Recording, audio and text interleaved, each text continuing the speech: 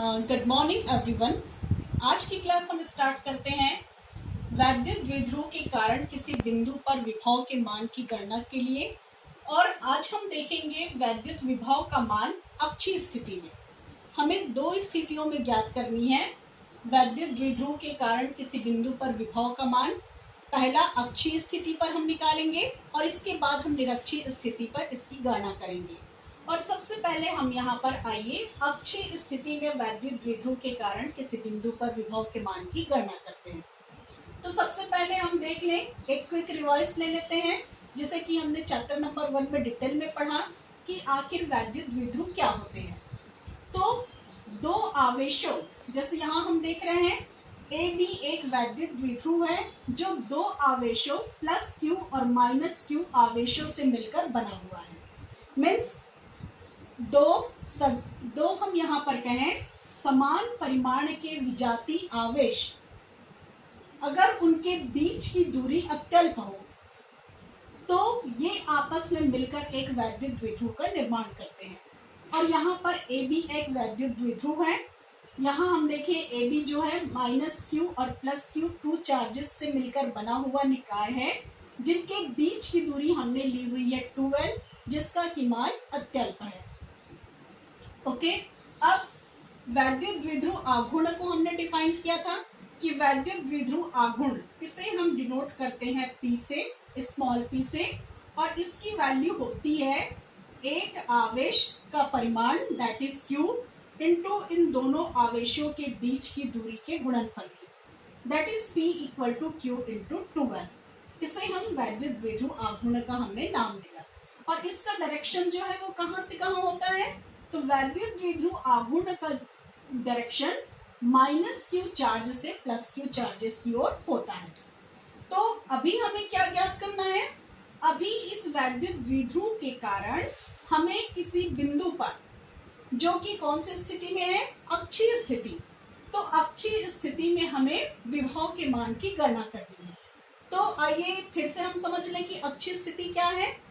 तो यदि दोनों द्विध्रुव को मिलाने वाली रेखा को हम आगे बढ़ा दें और उस रेखा पर यदि वह बिंदु स्थित हो जिस पर हमें विद्युत विभव का मान ज्ञात करना है, तब हम उस स्थिति को कहते हैं अक्षीय स्थिति।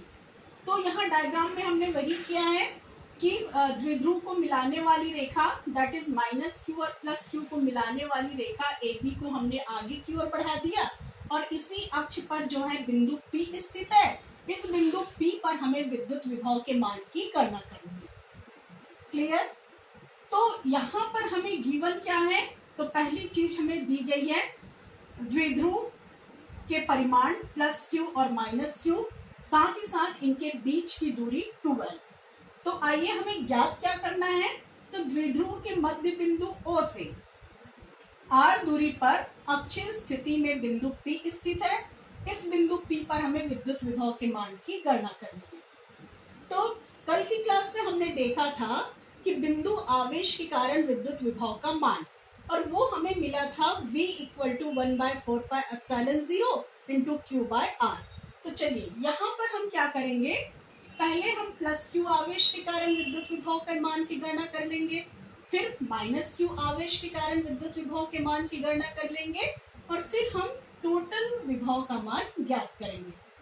तो चलिए सबसे पहले प्लस क्यू आवेश के कारण बिंदु P पर विभव का मान, और इसे हम डिनोट कर रहे हैं, देखिए V प्लस क्यू चार्ज के कारण, तो इसकी वैल्यू हो जाएगी 1/4πε0 इंटू Q डिस्टेंस, तो डिस्टेंस हम लिखेंगे BP। क्लियर? अब देखिए डायग्राम से ही हम देख लें कि इस BP की वैल्यू क्या होगी। तो O से P की दूरी है R, साथ ही साथ O से B की दूरी कितनी होगी, टोटल है 12, तो ये हाफ डिस्टेंस होगा L। तो B से P का डिस्टेंस हो जाएगा R माइनस L। तो इस वैल्यू को हम पुट कर रहे हैं और इसे हम लिख सकते हैं 1/4πε0 into Q by R minus L। इसे हम दे दें इक्वेशन नंबर 1। इसी प्रकार अब हम निकालें माइनस क्यू आवेश के कारण बिंदु P पर विभव। तो इसे हम डिनोट कर रहे हैं V due to minus Q charge, और ये हमें मिल जाएगा 1/4πε0। क्यू की जगह इसका परिमाण कितना है माइनस क्यू BP, तो यहाँ पर डिस्टेंस कितना आएगा A से लेकर P तक की दूरी, तो इसे हम लिखें AP। चलिए इसे हम लिख सकते हैं -1/4πε0 इंटू क्यू, और देखिए डायग्राम से AP का परिमाण कितना होगा A से P तक की दूरी, तो ये वाला डिस्टेंस है AB जो है R, सॉरी OP जो है R, और OA का मान होगा कितना L। तो ये टोटल डिस्टेंस A से P तक हो जाएगा R प्लस L, तो इसकी जगह हम यही लिख रहे हैं R प्लस L। इसे हम दे दें इक्वेशन नंबर 2। तो इस प्रकार हमने प्लस क्यू आवेश के कारण विभव की गणना कर ली, माइनस क्यू आवेश के कारण विभव का मान निकाल लिया। तो अतः बिंदु P पर जो है परिणामी विभव, चूंकि विभव अदिश राशि है, अतः ये जो परिणामी विभव या नेट पोटेंशियल की वैल्यू होगी इन दोनों के बीजगणितीय योग के बराबर, that is V Q plus V due to minus Q charge. चलिए इक्वेशन नंबर 1 और 2 से हम वैल्यू पुट कर देते हैं, तो ये हमें मिल जाएगा 1/4πε0 into Q by R minus 1 plus, और ये माइनस, ओके, तो हम यहाँ लिख दें minus 1/4πε0 into Q by R minus R plus L। Clear.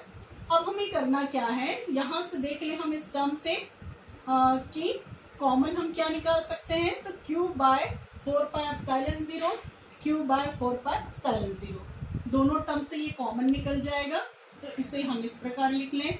बस अब हमें इसे मैथमेटिकली सिंप्लीफाई करना है, और ब्रैकेट के अंदर क्या बचा, तो 1/r minus l minus 1/r plus l।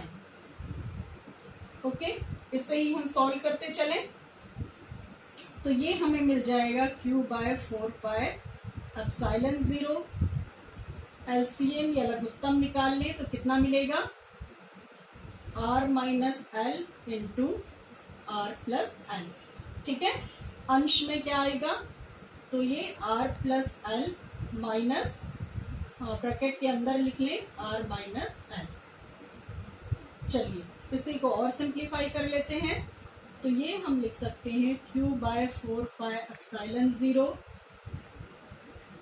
हर को देखें तो ये r minus l into r plus l, तो इसे हम लिख सकते हैं डिनोमिनेटर को r square minus l square.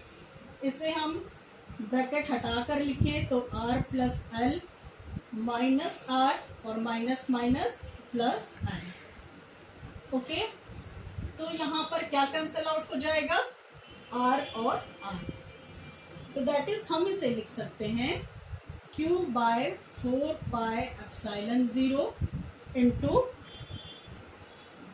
12 by r square minus l square. अब देखिए वैद्युत द्विध्रुव आघूर्ण को हमने डिफाइन किया है स्मॉल p बराबर q इंटू 12, तो q इंटू 12 की जगह हम इसे लिख लें सिंप्लीफाई करके, तो ये मिल जाएगा 1/4πε0 into p by r square minus l square. Okay, इसे हम दे दें इक्वेशन नंबर 3। अब हम कंडीशन पुट कर लें, यदि r की वैल्यू बहुत ज्यादा हो l के कंपैरिजन, तो l स्क्वायर की वैल्यू और कम होगी, और l स्क्वायर का मान 0 पुट करने पर या l स्क्वायर को नेग्लेक्ट करने पर हमें क्या मिल जाएगा, अल्टीमेटली v बराबर हम लिख सकते हैं इसको 1/4πε0 into p by r square minus 0, that is v बराबर 1/4πε0 इंटू p बाय r²। तो इस प्रकार हमें मिल जाता है इक्वेशन नंबर 4 दे दे इसे, और यूनिट इसका होगा वोल्ट। और यही क्या है, अक्षीय स्थिति में किसके कारण, वैद्युत द्विध्रुव के कारण किसी बिंदु पर विभव का मान। ओके।